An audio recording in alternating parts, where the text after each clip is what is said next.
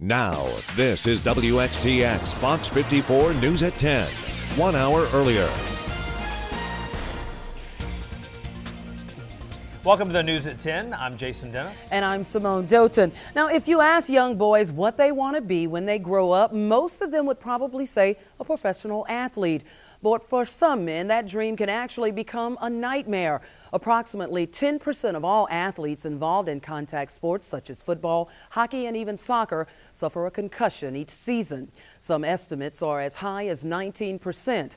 Well, tonight we tackle this issue on a local level and find out what's being done to protect young athletes.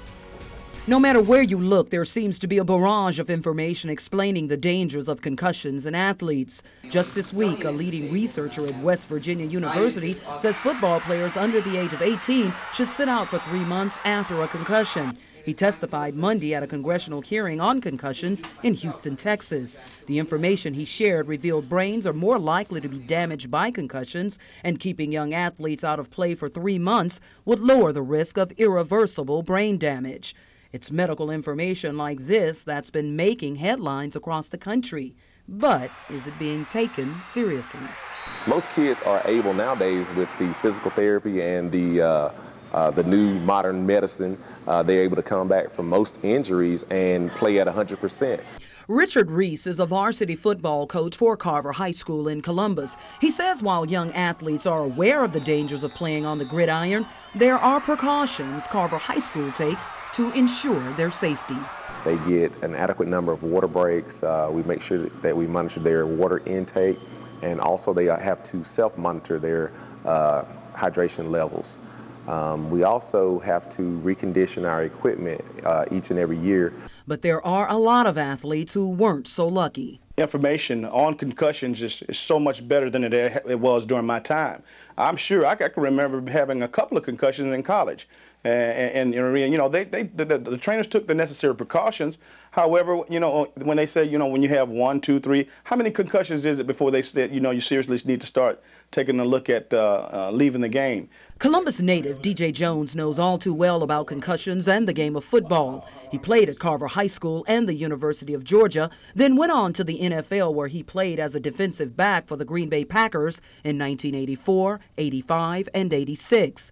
He went on to play for the Denver Broncos in 1987 and 88. During his football career, Jones says it was common for players to suffer concussions on the field. The minor aches and pains are something that you learn to deal with because you're trained as a young person that you got to be tough. Surprisingly, that way of thinking still stands today. Knock him out straight.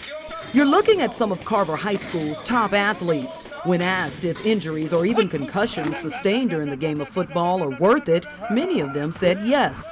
Take Isaiah Crowell, for instance. He's a 17-year-old varsity running back for Carver. In 2009, Isaiah ran for 1,900 yards and made 25 touchdowns. So how does Isaiah feel about getting injured on the football field? I want to play football until I can't really play no more. So. But at what cost, Isaiah? I really don't know, but I just know I want to play. So is the dream of becoming a pro football player worth the health risk? Football is, if I ain't got football, I don't know what I'll do, really. That's what Carver varsity football player Quincy McKinney had to say. NFL, man, who wouldn't play in the NFL if they had this opportunity? It's number one thing for football, go to college, the NFL, and it's the best.